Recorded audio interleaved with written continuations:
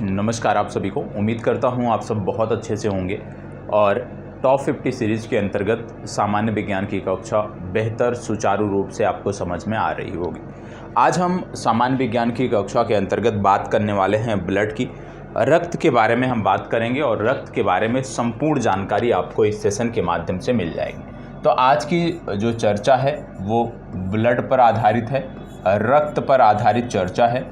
इस सेशन के माध्यम से आप रक्त से संबंधित, रक्त से जुड़े हुए किसी भी प्रकार के प्रश्नों का जवाब देने में सक्षम हो जाएंगे, ऐसा मेरा मानना है। क्योंकि बहुत कुछ इस सेशन में आपको मिलने वाला है, बहुत डिटेल्ड में जानकारी आपको मिलने वाली है, तो ध्यान से समझना है। और ये सेशन आपको बता दें कि आपके लिए बहुत महत्वपूर्ण भी है। इसमें कुछ चीज़ें ऐसे भी मिलेंगी जो आपने पूर्व में पढ़ा है, तो उनको भी समेटते हुए हमें आगे बढ़ना है। और एक चीज़ और ध्यान रखना है कि सामान्य विज्ञान की दैनिक कक्षाओं का नोट्स आप प्रॉपर बनाते हुए चलिए। यदि आप नोट्स प्रॉपर तरीके से सही ढंग से बनाते हुए आगे बढ़ रहे हैं तो आपको कोई समस्या नहीं होगी। ज़रूरी नहीं है सिर्फ बिहार राज्य विशेष में, आप किसी भी परीक्षा में बैठते हैं, किसी भी प्रतियोगी परीक्षा में बैठते हैं जहां पर सामान्य विज्ञान एक विषय के रूप में पूछा जाता है, तो इसका कंटेंट जो है आप कह सकते हो उस लेवल का है कि उन सभी परीक्षाओं में आपको मदद यहां से मिलेगी। सबसे पहले हम बात करने वाले हैं रक्त के बारे में। रक्त, आप जानते हैं रक्त के बारे में पूर्व में बताया गया था जब ऊतकों के बारे में बात हो रही थी कि रक्त एक तरल, और थोड़ा सा जुकाम है तो इसकी वजह से आवाज़ में यदि कुछ समस्या आती है तो उसको भी आज मैनेज करना पड़ेगा आपको। रक्त क्या है? रक्त एक तरल संयोजी ऊतक है। रक्त क्या है? रक्त एक तरल संयोजी ऊतक है। ये जब हमने ऊतकों की चर्चा की थी उस दौरान हमने आपको बताया था कि रक्त जो है एक तरल संयोजी ऊतक है। रक्त एक तरल संयोजी ऊतक है। और आप जानते हैं, हमने बताया था कि भाई संयोजी जो ऊतक होते हैं इनका कार्य क्या होता है? इनका कार्य होता है ऊतकों को जोड़ने का कार्य होता है, ऊतकों को जोड़ने का कार्य होता है, साथ ही साथ इनको मजबूती प्रदान करने का भी कार्य इनका होता है। तो इसी प्रकार से रक्त का काम भी है जोड़ना और मजबूती प्रदान करना, ये आपको पता होना चाहिए। रक्त के बारे में जब हम बात कर रहे हैं तो इनकी पीएच वैल्यू आपको पता होना चाहिए। पूछी जाती है परीक्षा में कि भाई पीएच वैल्यू कितनी होती है रक्त की, तो याद रखना है 7.4। पीएच वैल्यू रक्त की 7.4 होती है, इसको भी आपको ध्यान रखना है। सामान्य शरीर में यदि हम बात करें, मानव के सामान्य शरीर में रक्त होता कितना है, तो दो तरीके से देखा जाता है। एक तो आप कह लीजिए जो वजन है, शरीर का जो वजन है उसका लगभग 7%, या दूसरे शब्दों में जो लीटर की आप बात करते हो, लीटर की आप बात सुनते हो, वो 5 से 6 लीटर रक्त सामान्य शरीर में होता है। ये आपको याद रखना है कि वजन का लगभग 7% या 5 से 6 लीटर रक्त सामान्य मानव शरीर में आपको देखने को मिलता है। ब्लड की यदि हम बात करें, यहीं पर आपको बता दूं, ब्लड की जब मैं बात कर रहा हूं तो इसके दो संगठक होते हैं, ठीक है। ब्लड के दो संगठक होते हैं। कौन कौन से होते हैं ये अपने आप में महत्वपूर्ण है। ब्लड के, रक्त के दो संगठक होते हैं, दो कंपोनेंट होते हैं। कौन कौन से? पहला आता है प्लाज्मा। पहला क्या आता है? पहला आता है प्लाज्मा। और दूसरे संगठक के रूप में या दूसरे कंपोनेंट के रूप में जब आप बात करते हो तो दूसरे कंपोनेंट के रूप में यहाँ पे आरबीसी आ जाता है, यहाँ पे डब्ल्यूबीसी आ जाता है और यहाँ पे प्लेटलेट्स आ जाता है, ठीक है। प्लेटलेट्स, आरबीसी और डब्ल्यूबीसी, ये आपको पता होना चाहिए। तो हमने देखा कि ब्लड के दो संगठक होते हैं, दो कंपोनेंट होते हैं। कौन कौन से? एक होता है प्लाज्मा और एक होता है आरबीसी, डब्ल्यूबीसी और प्लेटलेट्स। अब यदि हम बात करें कि भाई ब्लड के इन दोनों संगठकों में सबसे ज़्यादा कौन सा होता है, तो याद रखिएगा ब्लड में 55% भाग प्लाज्मा का होता है और 45% भाग में आपके WBC, आपके RBC और प्लेटलेट्स होते हैं। ये आपको पता होना चाहिए। तो ये दो चीज़ें ध्यान से समझना है कि ब्लड के दो संगठक होते हैं, दो कंपोनेंट होते हैं। पहला होता है प्लाज्मा, दूसरा होता है RBC, WBC और प्लेटलेट्स। प्लाज्मा का यदि हम रेशियो की बात करें, ब्लड में लगभग 55% भाग प्लाज्मा होता है और 45% भाग RBC, WBC और प्लेटलेट्स का होता है। ये हमें पता होना चाहिए। इसके बाद जब हम आगे बात करते हैं, एक एक करके इसको हम देखेंगे। अब हम पहले प्लाज्मा की बात कर लें तो आपको बताता चलूं कि प्लाज्मा में, याद रखिएगा, प्लाज्मा में लगभग 92% जो भाग होता है, 92% जो भाग होता है ये जल होता है, वाटर होता है। ठीक है, प्लाज्मा में 92% जो भाग होता है वो जल होता है, वाटर होता है।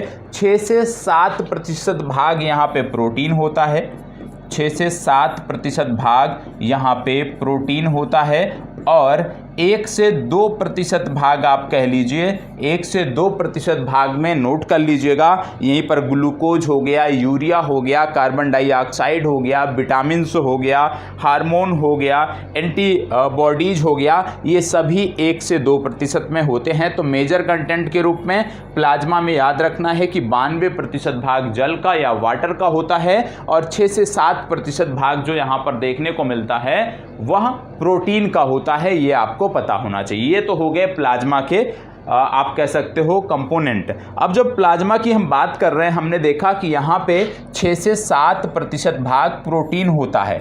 तो यहाँ पे कौन से प्रोटीन होते हैं यह भी पता होना चाहिए। परीक्षा में पूछ लिया जाए कि भाई प्लाज्मा में कौन से प्रोटीन होते हैं, तो इनके नाम भी आपको याद कर लेने हैं। इनके नाम, पहले का नाम है एल्बुमिन,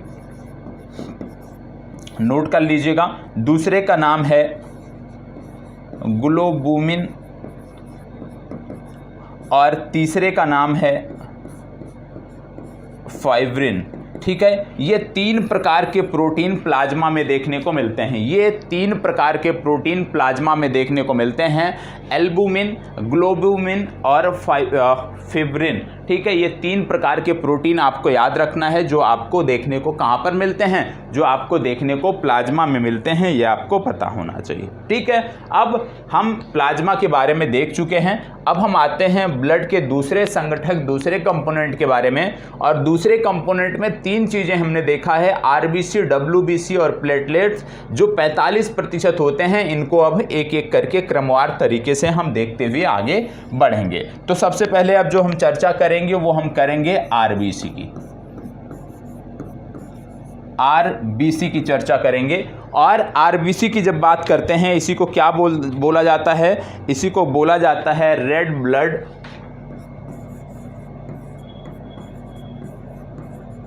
नोट कर लीजिएगा। इसी को बोला, RBC का फुल फॉर्म बता रहा हूं यहाँ पे, रेड ब्लड कार्पोसेल्स।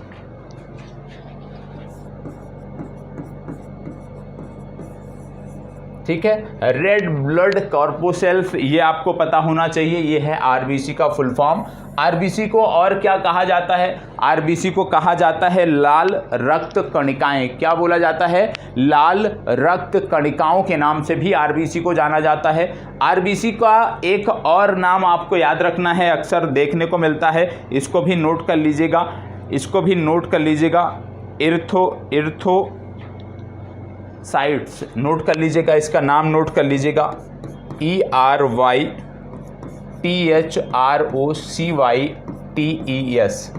ठीक है, ये भी आपको याद रखना है कि भाई एर्थोसाइट्स नाम किसका है? ये RBC का ही नाम है। यह भी आपको याद रखना है। एर्थोरोसाइट्स RBC का नाम है, या रक्त जो आपकी लाल रक्त कणिकाएं हैं उनका नाम है। अब इनमें कुछ चीज़ें आपको याद रखनी है, जैसे यहाँ पे क्या पूछा जाता है कि भैया इनकी जीवन अवधि क्या होती है? जीवन अवधि क्या होती है? तो याद रखना है कि इसकी जो जीवन अवधि होती है वो 120 दिन होती है। ठीक है, RBC की जो जीवन अवधि देखने को मिलती है वो 120 दिन देखने को मिलती है।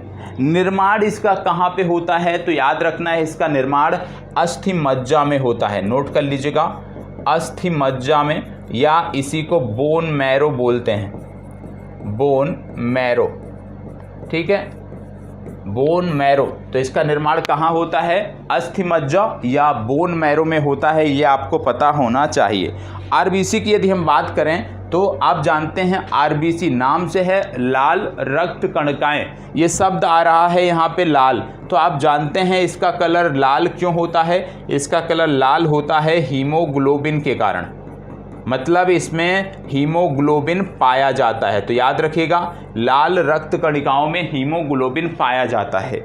क्या इसमें केंद्रक पाया जाता है? क्या इसमें केंद्रक पाया जाता है? तो जवाब होगा नहीं, लाल रक्त कणिकाओं में केंद्रक नहीं पाया जाता है। एक चीज़ और, जैसे यहाँ पे देखा आपने कि भाई इसका जो कलर लाल होता है वो हीमोग्लोबिन के कारण होता है, तो यदि आपसे यही पूछ लिया जाए कि हीमोग्लोबिन जो है ये किससे मिलकर बना होता है, तो याद रखिएगा ये किससे मिलकर बना होता है? ये आयरन और प्रोटीन से मिलकर बना होता है।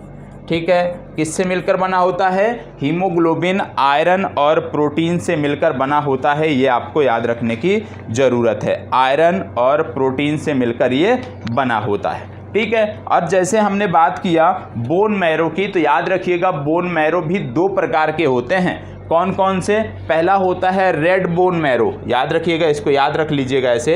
पहला होता है रेड बोन मैरो और दूसरा होता है येलो बोन मैरो। ठीक है, जब रेड बोन मैरो की हम बात करते हैं तो आपको क्या समझना है? रेड बोन मैरो में क्या निर्माण होता है? रेड बोन मैरो में आपकी जो रक्त कणिकाएं हैं, लाल रक्त कणिकाएं हैं, उनका निर्माण होता है। और जब येलो बोन मैरो की बात आती है तो येलो बोन मैरो में किसका निर्माण होता है? WBC का निर्माण होता है, श्वेत रक्त कणिकाओं का निर्माण होता है, ये आपको पता होना चाहिए। और प्लेटलेट्स का निर्माण कहाँ होता है यदि पूछ लिया जाए तो वो भी याद रखना है, येलो बोन मैरो में ही उनका भी निर्माण होता है। कुछ चीज़ें जो मैं बोलता हूँ उसको भी स्वयं से नोट कर लिया करिए। ठीक है, तो इतनी जानकारी आपकी हो गई। अब यहाँ पे जैसे हमने बात किया हीमोग्लोबिन की हमने बात किया, तो आपको यह भी पता होना चाहिए कि भैया हीमोग्लोबिन के कार्य क्या हैं। हीमोग्लोबिन के कार्य क्या हैं? हीमोग्लोबिन क्या करता है? तो सबसे पहले याद रखना है कि हीमोग्लोबिन परिवहन करता है, किसका? ऑक्सीजन का परिवहन करता है। और किसका परिवहन करता है? कार्बन डाइऑक्साइड का परिवहन करता है। ये आपको पता होना चाहिए कि हीमोग्लोबिन ऑक्सीजन और कार्बन डाइऑक्साइड का परिवहन करता है। सामान्य रूप से मानव में यदि हम बात करें कि भैया हीमोग्लोबिन की मात्रा कितनी पाई जाती है, तो याद रखिएगा सामान्य रूप से यदि हम नर की बात करते हैं, मेल की बात करते हैं, तो 14 से 16 ग्राम प्रति 100 ml ब्लड में पाया जाता है।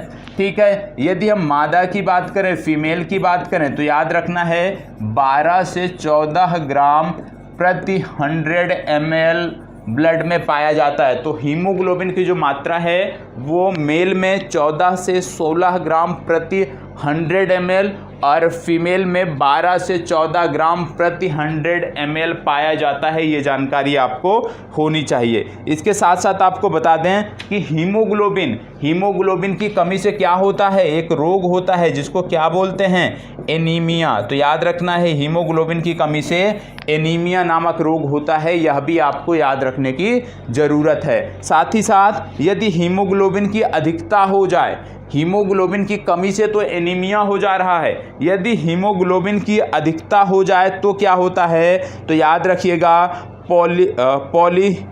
इसको नोट कर लीजिएगा, पॉलिसीथीमिया, POLYCYTHEMIA,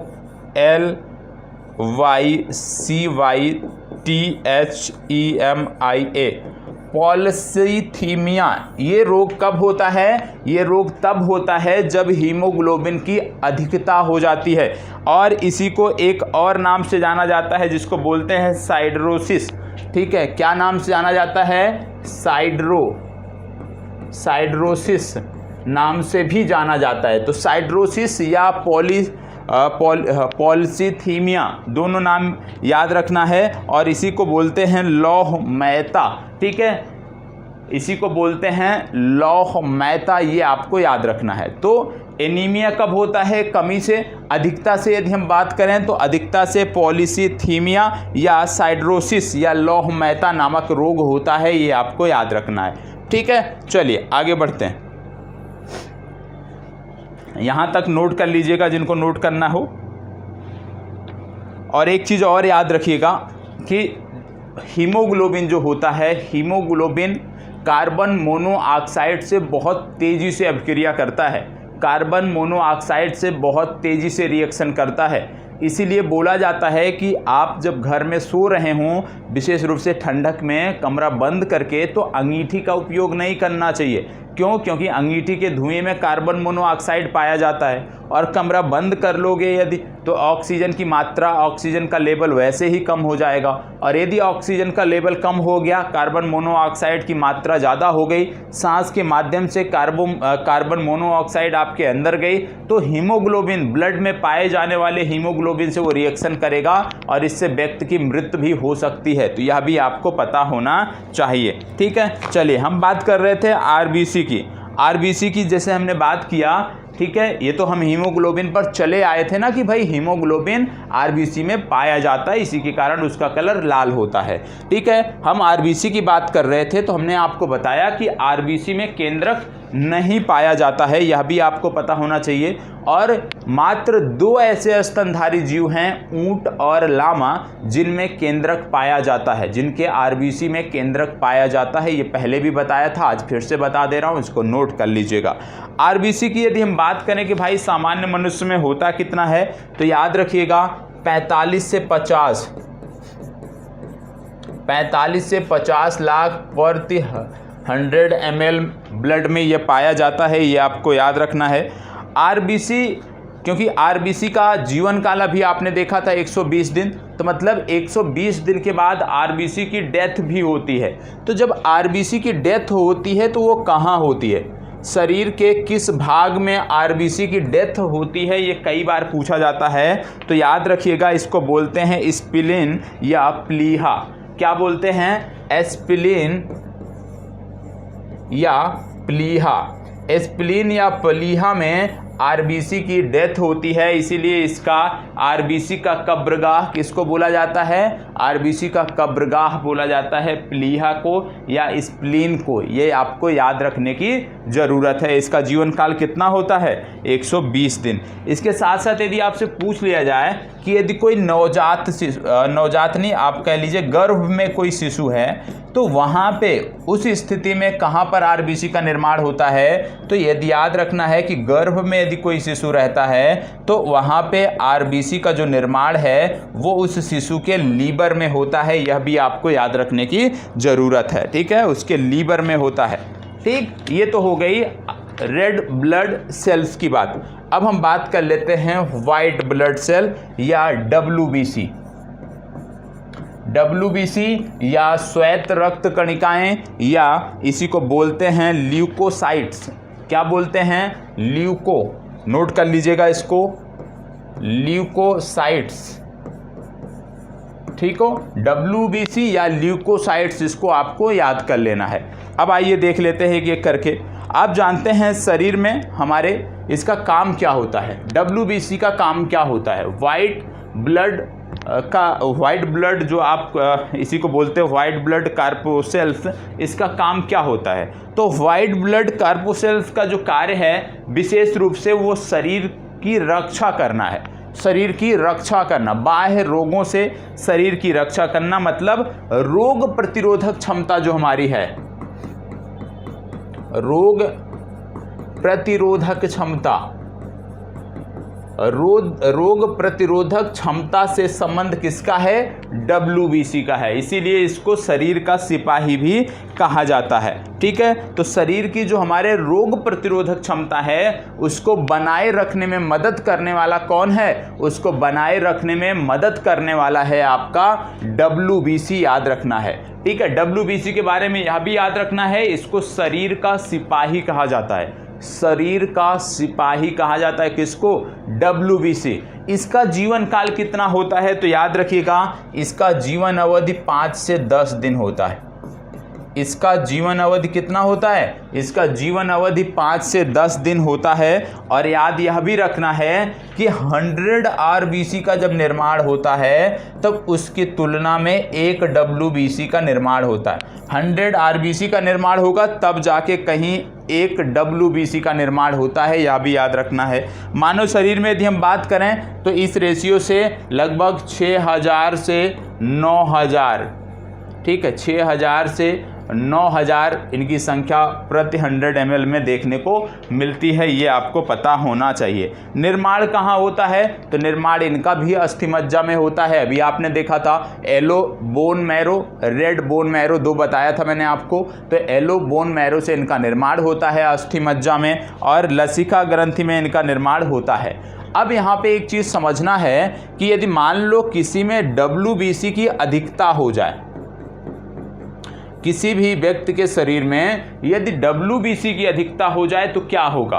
डब्ल्यूबीसी की यदि किसी के शरीर में अधिकता हो जाए तो वहाँ पे एक रोग होता है जिसको बोलते हैं ल्यूकीमिया, ठीक है, या इसी को क्या बोला जाता है? ब्लड कैंसर, ठीक है। ब्लड कैंसर या ल्यूकीमिया नामक रोग कब होता है? जब डब्ल्यूबीसी की अधिकता शरीर में हो जाती है। यदि मान लो डब्ल्यूबीसी की कमी हो जाए तब क्या होगा? यदि डब्ल्यूबीसी की कमी हो जाए तब क्या होगा? तो याद रखिएगा ल्यूकोपीनिया हो जाता है।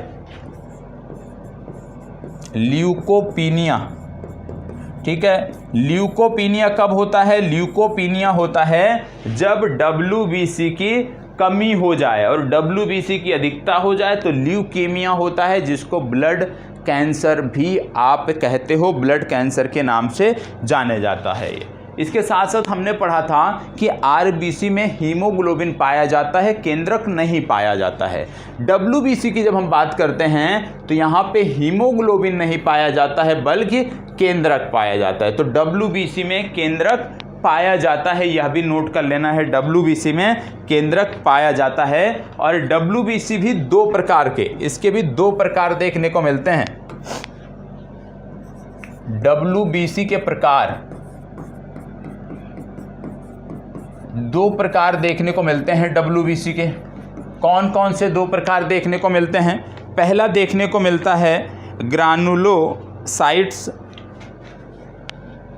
नोट कर लीजिएगा, साथ साथ नोट करते हुए चलिएगा।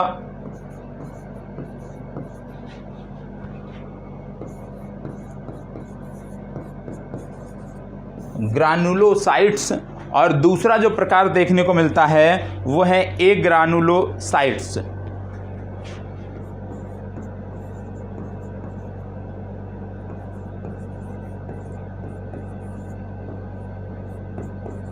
ठीक है, ग्रानुलोसाइट्स और ए ग्रानुलोसाइट्स दो प्रकार देखने को मिलता है।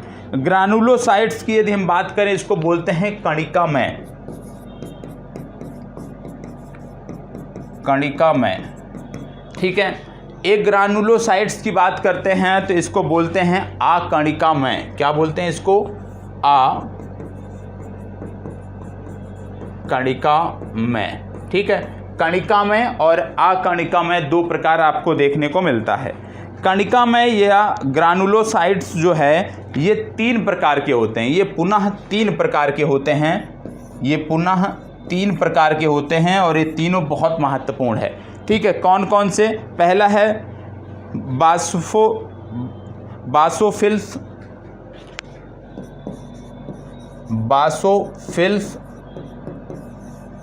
ठीक है। दूसरा प्रकार इनका देखने को मिलता है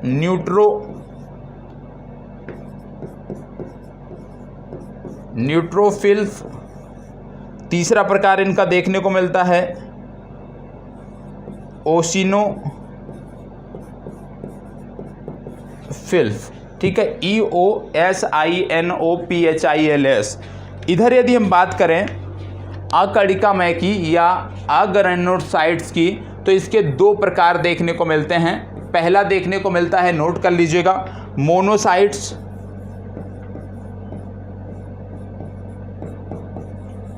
दूसरा देखने को मिलता है लिम्फोसाइट्स,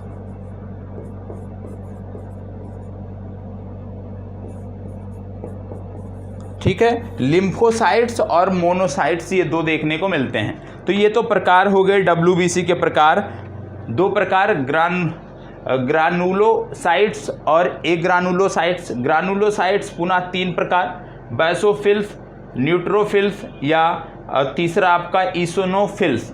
और यदि हम आकर्णकीयमय की बात करें तो मोनोसाइट्स और लिम्फोसाइट्स ये दो प्रकार देखने को मिलते हैं।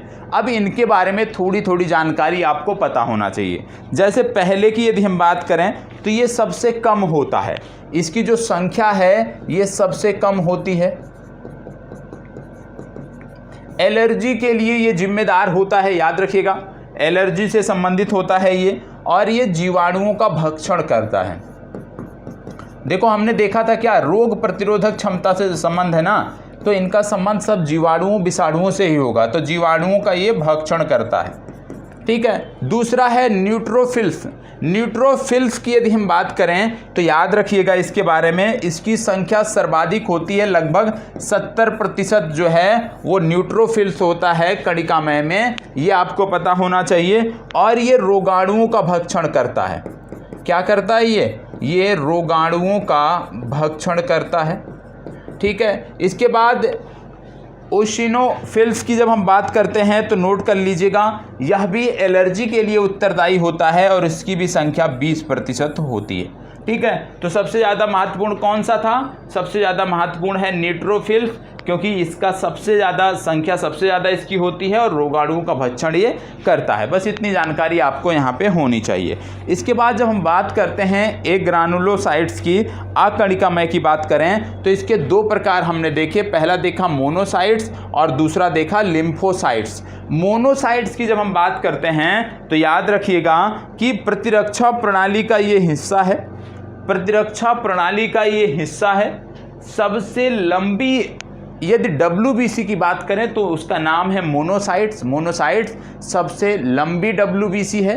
ठीक है, साथ ही साथ आपको यह भी याद रखना है कि यह जीवाणुओं का भक्षण करता है।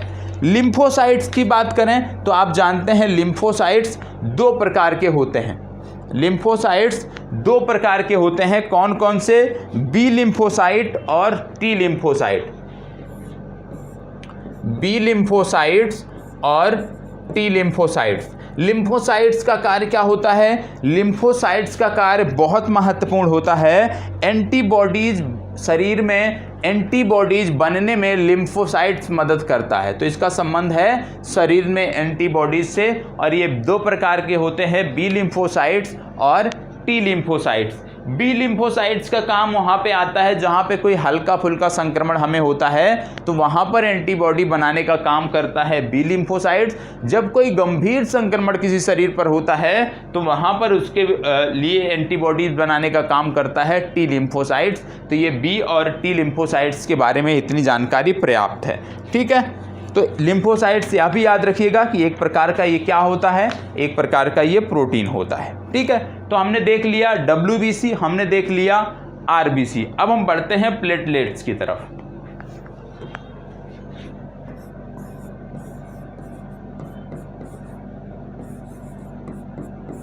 प्लेटलेट्स की अब हम बात करेंगे। ठीक है, हमने देखा था कि 45% जो हिस्सा है वो WBC, RBC और प्लेटलेट्स का होता है रक्त में। ठीक है, तो हम प्लेटलेट्स की अब यहाँ पर बात करने वाले हैं। प्लेटलेट्स की जैसे हमने बात किया तो हमने यह बता दिया था इसका निर्माण कैसे होता है। एलो बोन मैरो से होता है, अस्थि मज्जा में इसका भी निर्माण होता है, ये आपको पता होना चाहिए।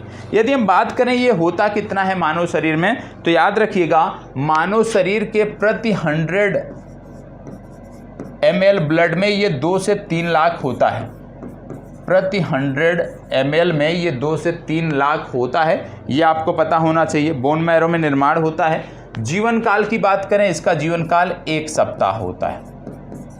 ठीक है, इसका जीवन काल 1 सप्ताह होता है। और इसका मुख्य कार्य क्या है? इसका मुख्य कार्य है रक्त का थक्का बनने में मदद करना। रक्त का थक्का बनने में मदद करना इसका कार्य है, ये आपको पता होना चाहिए।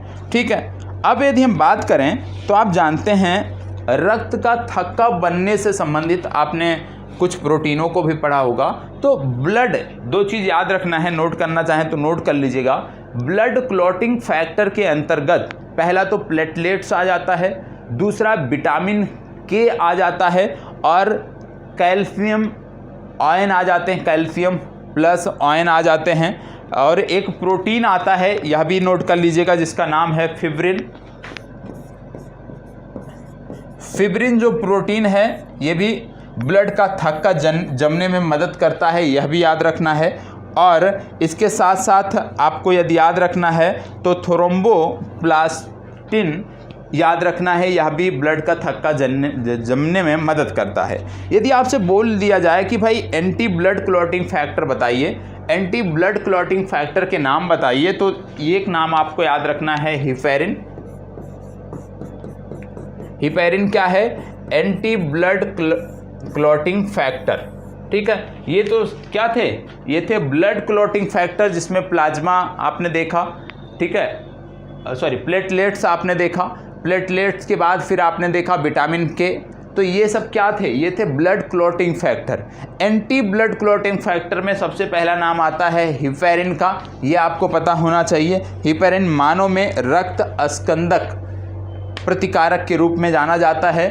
और एक आता है हिरुडिन।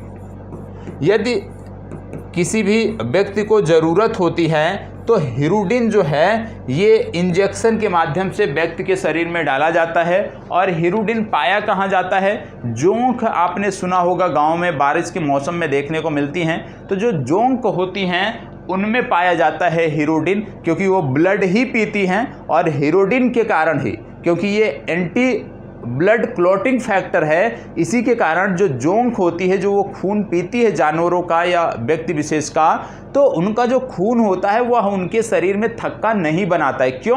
क्योंकि उनमें पाया जाता है हिरुडिन। यदि थक्का बना लेगा तो उसकी मौत हो जाएगी, ठीक है। तो याद रखने का, हेपेरिन और हिरुडिन ये दो एंटी ब्लड क्लॉटिंग फैक्टर हैं, ये आपको पता होना चाहिए, ठीक है। अब हम बात कर लेते हैं ब्लड ग्रुप के बारे में। अगली चर्चा ब्लड ग्रुप के बारे में।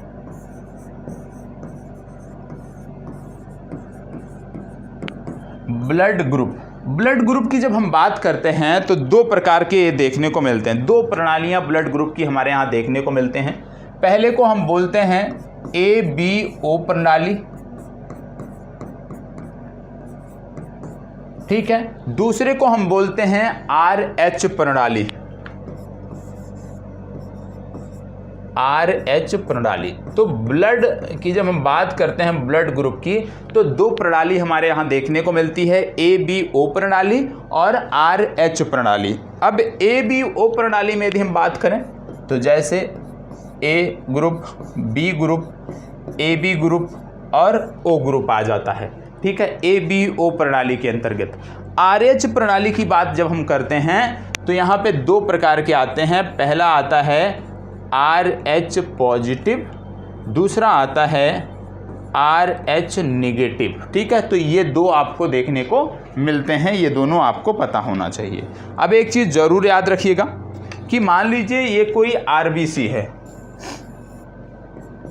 RBC, तो RBC के ऊपरी सतह पर आपको क्या देखने को मिलता है? एंटीजन देखने को मिलता है, जो RBC की ऊपरी सतह पर पाया जाने वाला एक प्रोटीन होता है। यदि यहाँ पे ये कोई RBC है और यहाँ पर A प्रकार का एंटीजन यदि देखने को मिलता है, तो यहाँ पे यदि हम ब्लड ग्रुप की बात करेंगे तो कौन सा होगा? ये होगा A ब्लड ग्रुप, ठीक है। यदि ये कोई RBC है और यहाँ पर B एंटीजन देखने को मिल रहा है, B एंटीजन देखने को मिल रहा है, तो ये कौन सा रक्त समूह होगा? ये होगा आपका B ब्लड ग्रुप। यदि ये कोई RBC है और यहाँ पर आपको देखने को मिल रहा है AB एंटीजन, AB एंटीजन, तो ये ब्लड ग्रुप कौन सा होगा? AB होगा। मान लीजिए ये कोई RBC है और यहाँ पर कोई एंटीजन देखने को नहीं मिल रहा है, तो ये ब्लड ग्रुप कौन सा होगा? ओ होगा। तो ये आपको पता होना चाहिए कि किस प्रकार से एंटीजन ब्लड ग्रुप से जुड़ता है। एंटीजन क्या है? एंटीजन एक प्रकार का प्रोटीन है जो आरबीसी की ऊपरी सतह पर पाया जाता है। ठीक है, ये हो गया। अब इसके बाद कुछ प्रश्न हैं जहां से प्रश्न आपके यहाँ पूछे जाते हैं। ठीक है, ये तो समझ में आ गया ना। आगे बढ़ते हैं। आगे हम बात कर लेते हैं, कुछ यहाँ पे कॉलम बनाऊंगा और आप भी साथ साथ मैं चाहूँगा कि आप बनाते हुए चलिए।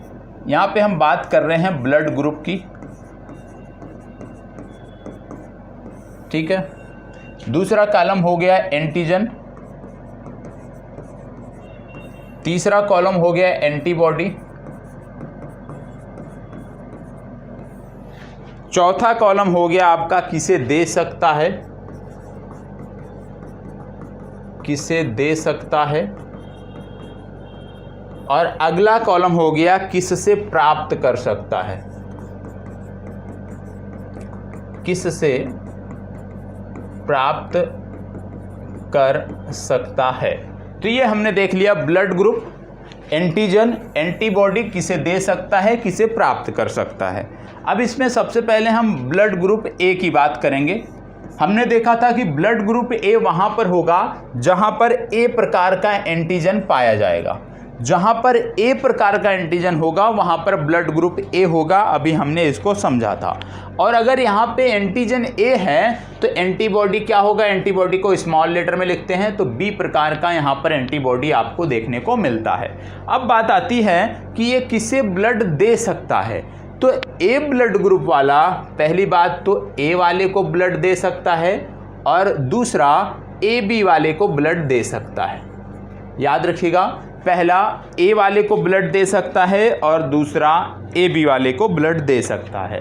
किससे प्राप्त कर सकता है?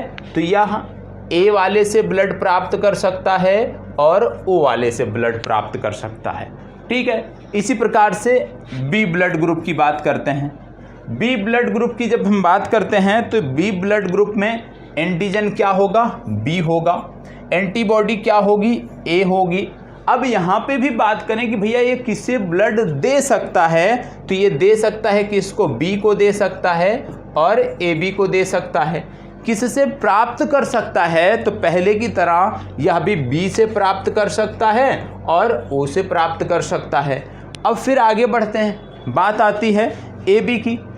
A B blood group A B की बात हो रही है। यहाँ पे एंटीजन की बात करें तो ए एंटीजन और बी एंटीजन दोनों देखने को यहाँ पे मिलते हैं। ए एंटीजन, बी एंटीजन दोनों देखने को मिलते हैं।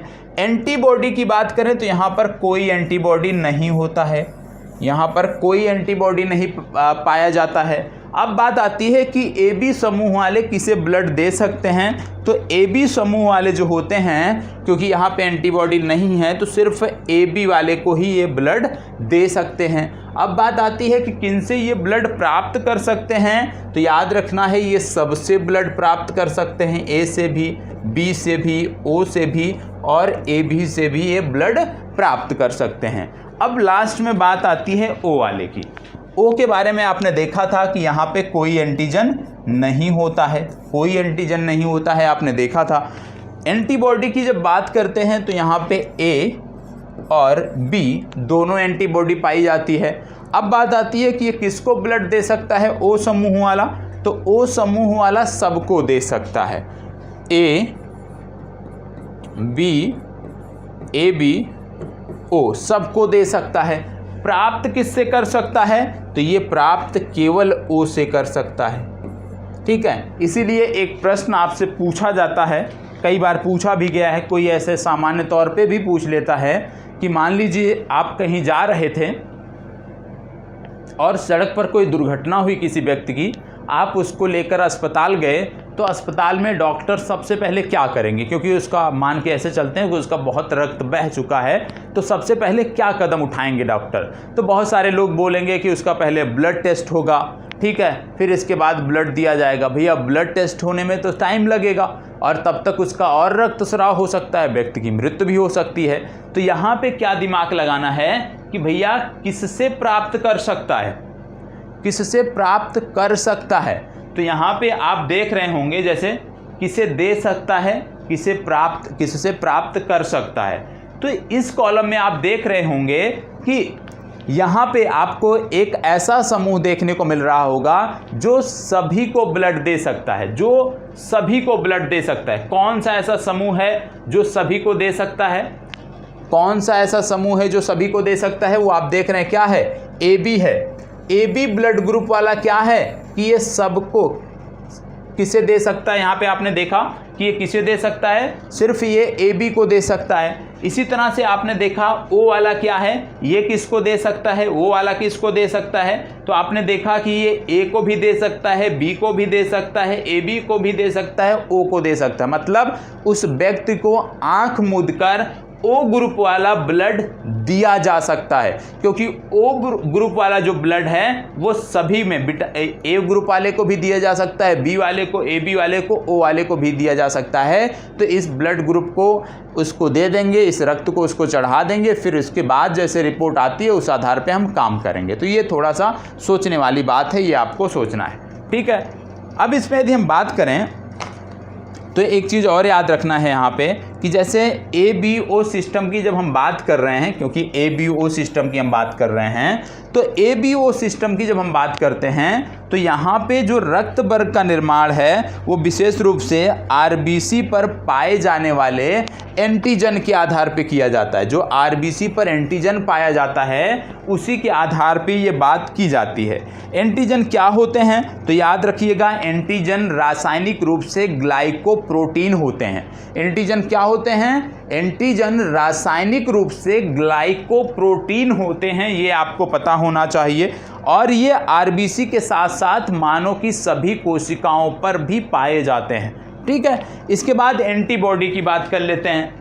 एंटीबॉडी की जब हम बात करते हैं तो ये प्लाज्मा के ऊपर पाया जाता है और वाई आकार का होता है। प्लाज्मा के ऊपर पाया जाता है, वाई आकार का होता है, और यह भी ग्लाइकोप्रोटीन का बना होता है, यह भी ग्लाइकोप्रोटीन का बना होता है, ठीक है। साथ ही साथ आप जानते हैं कि जब हम किसी व्यक्ति को रक्त देते हैं तो रक्त आधान के समय रक्त देने वाले की एंटीजन और प्राप्त करने वाले की जो एंटीबॉडी है वो कभी समान नहीं होनी चाहिए। ध्यान रखिएगा, जब भी किसी व्यक्ति को ब्लड चढ़ाया जा रहा है, रक्त आधान हो रहा है, तो देने वाले की एंटीजन और प्राप्त करने वाले की एंटीबॉडी समान नहीं होनी चाहिए, क्योंकि ऐसी अवस्था में क्या होगा कि एंटीजन और एंटीबॉडी जो है वो प्रतिक्रिया कर लेंगे। प्रतिक्रिया के उपरांत ब्लड की क्लॉटिंग हो जाएगी, और रक्त वाहिकाओं में जब ब्लड की क्लॉटिंग हो जाएगी तो उस व्यक्ति की मृत्यु हो सकती है। तो इसका ध्यान रखा जाता है, ठीक है। अब हम बात कर लेते हैं RH प्रणाली के बारे में। अब हम बात कर लेते हैं RH प्रणाली के बारे में, ठीक है। आइए देख लेते हैं RH प्रणाली के बारे में। RH प्रणाली का जो जन्म है ये एक विशेष प्रकार की बंदर प्रजाति से हुआ है जिसका नाम है रीसस मंकी,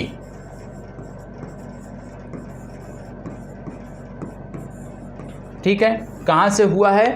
रीसस मंकी से हुआ है। रीसस मंकी जो हैं इनके ब्लड में RH एंटीजन प्राप्त किया गया। रीसस मंकी के ब्लड से क्या मिला हमें? RH एंटीजन हमें मिला, और देखा गया कि ये जो बंदर हैं इनमें से कुछ में देखा गया कि RH एंटीजन जो है वो कुछ में आपको पॉजिटिव देखने को मिला और कुछ में निगेटिव देखने को मिला, ठीक है। इन्हीं बंदरों में से कुछ में ये RH एंटीजन पॉजिटिव देखने को मिला और कुछ में निगेटिव देखने को मिला। RH प्रणाली के आधार पर ही फिर बाद में वैज्ञानिकों ने मानव के ब्लड को, आप कह सकते हो मानव के ब्लड का वर्गीकरण किया, और यदि इसमें बताया गया कि यदि RH पॉजिटिव है तो RH एंटीजन मौजूद है, यदि RH पॉजिटिव है तो बताया गया कि RH एंटीजन मौजूद है, और बोला गया कि यदि RH निगेटिव है, यदि RH निगेटिव है तो RH एंटीजन जो है ये यहाँ पे अनुपस्थित है। ठीक है। तो RH पॉजिटिव है तो मतलब RH एंटीजन है, RH निगेटिव है तो मतलब RH एंटीजन जो है वो अनुपस्थित है, ये आपको पता होना चाहिए। ठीक है। अब इसी आधार पे यदि हम बात करें तो जैसे ब्लड समूह जो थे कौन कौन से थे, A, B, AB और O। इधर क्या था, A minus, B minus, AB minus, O minus. अब इसी आधार पे ये जो इसको प्लस कर लीजिए, A plus, B plus, AB plus, O plus. इसी आधार पे बताया गया कि भैया इसमें क्या होगा, इसमें RH एंटीजन जो है उपस्थित है और इस वाले में RH एंटीजन उपस्थित नहीं है, ये आपको पता होना चाहिए। और इसी आधार पे ये तय किया गया कि यूनिवर्सल ब्लड डोनर कौन होगा, यूनिवर्सल ब्लड डोनर, नोट कर लीजिएगा, O निगेटिव जो है वो यूनिवर्सल ब्लड डोनर होगा, O negative universal blood donor होगा। और AB पॉजिटिव यूनिवर्सल रेसिपिएंट होगा। ठीक है, मतलब AB पॉजिटिव जो है ये सबसे ब्लड ले सकता है और O निगेटिव सबको ब्लड दे सकता है, ये आपको पता होना चाहिए। ठीक है, ये आपको पता होना चाहिए। फैक्ट ये पूछा जाता है, सर्वदाता सर्वग्राही पूछा जाता है, तो यहाँ पे ये चीज़ आपको याद रखने की ज़रूरत है कि भैया O माइनस जो है, O माइनस सबको ब्लड दे सकता है और AB की जब हम बात करते हैं, AB प्लस की जब हम बात करते हैं, ये सबसे ब्लड ले सकता है। एक चीज़ और यहाँ पे देखने को मिला कि जैसे हमने देखा RH फैक्टर की जब हम बात करते थे, RH निगेटिव की बात करते थे कि क्या ये ब्लड दे सकता है RH निगेटिव को, तो बात आई जी हाँ, ये RH निगेटिव को ब्लड दे सकता है। RH निगेटिव जो है, क्या ये RH पॉजिटिव को ब्लड दे सकता है, जी हाँ, यहाँ पर भी कोई दिक्कत नहीं थी। फिर बात आती है RH पॉजिटिव की कि भाई क्या ये RH पॉजिटिव को ब्लड दे सकता है, यहाँ पर भी कोई दिक्कत नहीं थी। फिर बात आई RH पॉजिटिव की कि क्या ये RH निगेटिव को ब्लड दे सकता है, तो यहाँ पे आई समस्या। ठीक है, तो एक चीज़ याद रखिएगा, रक्त आदान के समय ये ज़रूर ध्यान रखना है कि RH निगेटिव जो है ये RH निगेटिव को दे सकता है, RH निगेटिव है तो RH पॉजिटिव को दे सकता है, RH पॉजिटिव है तो RH पॉजिटिव को दे सकता है, लेकिन यदि RH पॉजिटिव है तो यह RH निगेटिव को ब्लड नहीं दे सकता है। इसको याद रखना, इसको फैक्ट नोट कर लेना, पूछा जाता है। RH पॉजिटिव जो है ये RH निगेटिव को ब्लड नहीं दे सकता है और यहाँ पे ये ब्लड दे सकता है। और इसी से जोड़कर एक फैक्ट बताया जाता है, क्या कि यदि किसी को शादी करनी हो, ठीक है, यदि किसी की शादी हो रही हो, यदि किसी की शादी हो रही हो, ठीक है, तो वहाँ पे इस बात का ध्यान रखना चाहिए, इस बात का ध्यान रखना चाहिए कि मेल और फीमेल, ठीक है, मेल और फीमेल में ये वाला कॉम्बिनेशन नहीं बनना चाहिए। RH पॉजिटिव और RH निगेटिव का कॉम्बिनेशन मेल फीमेल में नहीं बनना चाहिए, नहीं तो आगे चल के समस्या होती है। समस्या क्या होती है, क्योंकि जब आप कह सकते हो कि पहले बच्चे का जन्म होगा इस दंपत्ति से तो वहाँ पे कोई समस्या नहीं होगी, लेकिन पहले बच्चे के बाद जब दूसरे बच्चे, तीसरे, चौथे बच्चे के लिए प्रयास करेंगे तो वहाँ पे जो बच्चा है वो गर्भ में ही मर जाएगा। क्यों मर जाएगा, उसके पीछे कारण है, उस कारण की बात अभी हम करते हैं।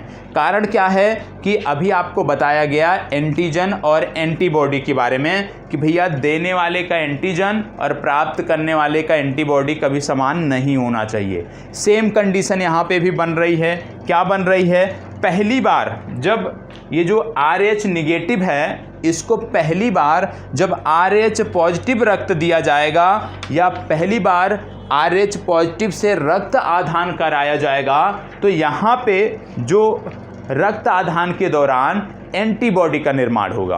पहली बार जब फर्स्ट टाइम यहाँ पे हम रक्त देंगे RH पॉजिटिव का RH निगेटिव में, तो यहाँ पे क्या होगा, एंटीबॉडी का निर्माण हो जाएगा। ठीक है, पहली बार कोई समस्या नहीं होगी। लेकिन दूसरी बार जब आप कह लीजिए इसी व्यक्ति को दोबारा RH पॉजिटिव का रक्त दिया जाएगा, तो यहाँ पे एंटीजन और एंटीबॉडी का रिएक्शन हो जाएगा और रिएक्शन के उपरांत ब्लड की क्लॉटिंग हो जाएगी रक्त नलिकाओं में और व्यक्ति की मृत्यु हो सकती है। सेम चीज़ें माता के गर्भ में भी होती है। जब पहले बच्चे का जन्म होता है, ठीक है, जन्म होने के उपरांत क्योंकि पहले बच्चे का कुछ ब्लड आप कह सकते हैं माता के ब्लड में मिल जाता है, जन्म के दौरान बच्चे के ब्लड माता के ब्लड में मिल जाता है, और जब बच्चे का ब्लड माता के ब्लड में मिल गया और बच्चा RH पॉजिटिव है, माता RH निगेटिव है, तो ऐसी कंडीशन में क्या होता है, ऐसी कंडीशन में पहली बार तो एंटीबॉडी जनरेट हो गई, शरीर में एंटीबॉडी बन गई,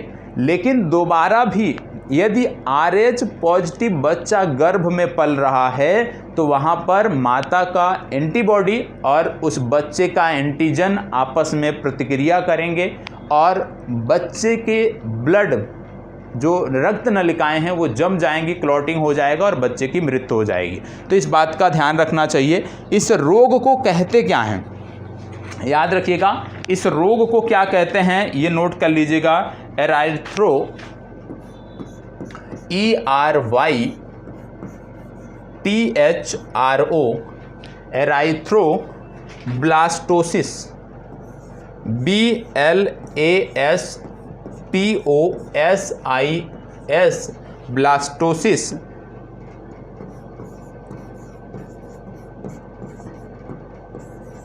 ठीक है, इसको नोट कर लीजिएगा। एरिथ्रोब्लास्टोसिस फाथलिस इस रोग का नाम है, ये आपको पता होना चाहिए। स्पेलिंग में बता दे रहा हूँ, ERYTHRO BLASTOSIS PHATALIS। इस रोग का नाम आपको याद रखना है। ये रोग कब होता है, कंडीशन मैंने आपको बता दिया। तो ऐसे कंडीशन में जो बच्चा, इसमें यह भी याद रखना है कि ज़रूरी नहीं है कि वो जो बच्चा हो वो RH पॉजिटिव हो, लेकिन जब माता RH निगेटिव होती है और पिता RH पॉजिटिव होते हैं तो बच्चे की RH पॉजिटिव होने की संभावना सबसे ज़्यादा रहती है। और यदि बच्चा RH पॉजिटिव है, गर्भ में जो पल रहा है, तब जाके ये समस्या होगी। यदि गर्भ में पल रहा बच्चा RH पॉजिटिव नहीं है, माता के RH निगेटिव और पिता के RH पॉजिटिव होने के बावजूद भी, तो ये समस्या नहीं होगी। ठीक है, लेकिन अभी हम देखेंगे कि किस प्रकार से ब्लड रिलेशन से, माता और पिता के ब्लड के अनुसार किस प्रकार से बच्चे के रक्त समूह का निर्धारण होता है और संभावना कैसे बढ़ती है, तो वहाँ पे ये डाउट आपका क्लियर हो जाएगा।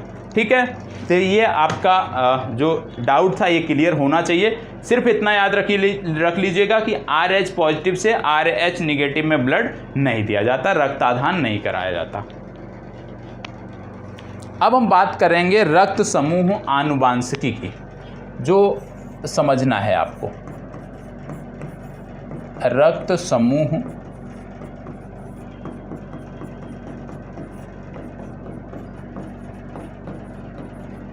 रक्त समूह आनुवांशिकी की हम यहाँ पे बात करने वाले हैं। हमने देखा ABO ब्लड के संदर्भ में, ABO ब्लड के संदर्भ में हमने देखा दो प्रकार के एंटीजन, A एंटीजन और B एंटीजन हमने देखा। ठीक है, और ब्लड ग्रुप हमने कौन सा देखा ABO के संदर्भ में, हमने देखा A, B, AB और O देखा हमने ABO के संदर्भ में, ये ब्लड ग्रुप हमने देखा। हमने देखा एंटीजन, एंटीजन हमने कौन कौन से देखे, एंटीजन हमने देखा A और हमने देखा B, और O में हमने देखा कि कोई एंटीजन नहीं होता ब्लड ग्रुप O में। ठीक है, अब यदि हम बात करें जीन की कि भैया A ग्रुप यदि A एंटीजन है तो जीन क्या होगा, इसको बोलते हैं IA, B है तो क्या होगा IB, यदि O की बात कर लें जहाँ कोई नहीं होता तो उसको बोलते हैं I0 या IO आप बोल लीजिए। ठीक है, तो ये संबंध एंटीजन और जीन में होता है, और जीन हमेशा याद रखिएगा जोड़े में होते हैं। जीन जहाँ भी दर्ज किए जाते हैं, लिखे जाते हैं, हमेशा जोड़े में होते हैं। ये जीन आपको याद रखना है। अब हम आगे बढ़ते हैं, यहीं पे समझते हैं। जैसे मान लीजिए ब्लड ग्रुप A है,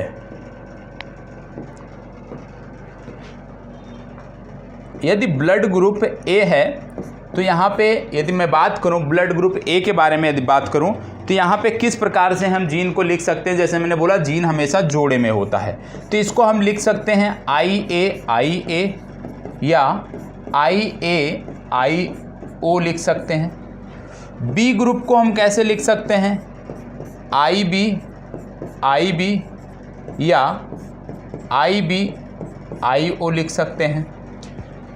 AB को हम कैसे लिख सकते हैं, हमने बोला हमेशा जोड़े में होता है, तो IAIB लिख सकते हैं। ठीक है, इसी प्रकार से O को कैसे लिख सकते हैं, I0 या IO इस प्रकार से हम लिख सकते हैं। अब ये ज़रूरी है, क्यों? क्योंकि जब अभी हम ब्लड ग्रुप का निर्धारण करेंगे तो वहाँ पे ये समझना ज़रूरी है। मान लीजिए किसी जो मेल है, कोई पुरुष है, उसका ब्लड ग्रुप A है और एक फीमेल है, उनका ब्लड ग्रुप आप मान लीजिए B है या O मान लीजिए। मेल का ब्लड ग्रुप O है और फीमेल का ब्लड ग्रुप जो है ये B है। अब पूछा जा रहा है कि इनके संतानों में कौन सा ब्लड ग्रुप होगा, किसकी संभावना सबसे ज़्यादा है, ये आपसे पूछा जा रहा है। ठीक है, किसकी संभावना सबसे ज़्यादा है ये आपसे पूछा जा रहा है। तो जैसे हमने देखा था जब हम O की बात करते थे तो इसके जीन कौन से होते थे, IO। जब हम B की बात करते थे तो जीन कौन से होते थे, IB या IBIO देखने को मिलता था। ठीक है, तो यहाँ पे हम ले लेते हैं IBIO को ले लेते हैं, IBIO देखने को मिल रहा था, इसकी बात हम कर लेते हैं। अब जब हम निर्धारण करेंगे कि कैसे इसमें देखने को मिलता है, कैसे हम संतान में हम देखने को पाते हैं, तो सबसे पहले इसको इस प्रकार से हम यहाँ से आप कह सकते हैं मल्टीपल करेंगे और इसको यहाँ से, जैसे पहले यहाँ पे क्या आ जाएगा, IO और IB, तो लिखेंगे हम IB और IO, क्योंकि हमेशा O बाद में लिखा जाता है। और इसी प्रकार से जब हम आगे लिखेंगे तो आ जाएगा IO और IO, तो यहाँ पे 2 देखने को मिला। इसी प्रकार से पुनः आ गया IB और IB के साथ साथ IO और आगे फिर आ गया IO। इसका मतलब क्या हुआ, इसका मतलब हो गया B ग्रुप, इसका मतलब क्या हुआ, O ग्रुप, इसका मतलब क्या हुआ, B ग्रुप, इसका मतलब क्या हुआ, O ग्रुप। अब यहाँ से क्या समझ में आ रहा है कि जो संतान उत्पन्न होगी 50-50% चांसेस है, 50% चांस है कि B ग्रुप होगा और 50% चांस है कि O ग्रुप होगा। तो यहाँ से डाउट क्लियर है। ठीक है, क्यों? क्योंकि 2 बार B आ रहा है, 2 बार O आ रहा है, मतलब 50% चांस है ब्लड ग्रुप B होगा और 50% चांस है ब्लड ग्रुप O होगा। तो इस प्रकार से हम निकालते हैं कि भाई संतान में कौन सा ब्लड ग्रुप पाया जा सकता है। इसी के बाद हम आगे बढ़ते हैं, एक और उदाहरण हम समझते हैं। ठीक है, एक और उदाहरण हम समझते हैं और अच्छा उदाहरण समझते हैं। मान लीजिए मेल में A है, मेल में A ब्लड ग्रुप है और फीमेल में यदि हम बात करते हैं तो यहाँ पे AB ग्रुप है। A है तो इसको कैसे लिखते हैं, इसके जीन को IA, I0। AB है तो इसके जीन को कैसे लिखते हैं, IA और IB। अब यहाँ पे जब हम इस तरह से हम करेंगे या इस तरह से, तो क्या निकल के आएगा, पहला आ गया IA, दूसरा निकल के आ गया IA, IB और इस प्रकार से फिर यहाँ से निकल के आ गया IA, IO और IB, IO। अब यहाँ से IA मतलब क्या हो गया, A ग्रुप। IAIB का मतलब क्या हो गया, AB ग्रुप। IAIO का मतलब क्या हो गया, A ग्रुप। और IBIO का मतलब क्या हो गया, B ग्रुप। अब यहाँ पे क्या संभावना निकल के आ रही है कि A 2 जगह आ रहा है, मतलब 50% चांस होगा कि बच्चे का जो ब्लड ग्रुप है वो A होगा। इसके बाद 25% चांस है कि AB होगा और 25% चांस है कि B होगा। इस प्रकार से माता पिता से हम संतानों के ब्लड ग्रुप को निकालते हैं। और जब अभी हमने बात किया था RH पॉजिटिव और RH निगेटिव की, तो वहाँ पे हमने बताया था क्योंकि जब RH पॉजिटिव है पिता तो बच्चे के भी RH पॉजिटिव होने की संभावना ज़्यादा है। क्यों? इसी आधार पे। ठीक है, तो ये आपको याद रखने की ज़रूरत है। इसी प्रकार से हम ब्लड ग्रुप निकालते हैं। तो ये आज का जो सेशन था वो यहीं पे समाप्त होता है। अब इसमें कुछ भी बचा नहीं है। ठीक है, ज़्यादातर जो चीज़ें थी उसको हमने कवर किया यहाँ पे। तो ये आपको याद रखना है और प्रयास ये करिएगा कि इसका प्रॉपर नोट्स बनाते हुए चलें। ठीक है, और जितना पढ़ाया जा रहा है उसको पढ़ने के उपरांत जो भी आपके पास पुस्तक है एक बार पढ़ने के उपरांत पुस्तकों का अध्ययन अवश्य करें, क्योंकि पुस्तकों का अध्ययन जब आप करेंगे तभी जाके आपकी चीज़ें बेहतर होंगी। ये आपको हमेशा याद रखना है। तो जो पढ़ाया जा रहा है उसको अच्छे से पढ़िए और उसके बाद संबंधित पुस्तकों से जाकर उसके बारे में और जितनी मैक्सिमम जानकारी कर सकते हैं वो करिए। कहीं भी कोई समस्या है, कुछ समझ में नहीं आया है तो आप कमेंट बॉक्स में पूछ सकते हैं। जो भी आपका प्रश्न होगा उसका जवाब अवश्य दिया जाएगा। ठीक है, चलिए धन्यवाद, बहुत बहुत आभार।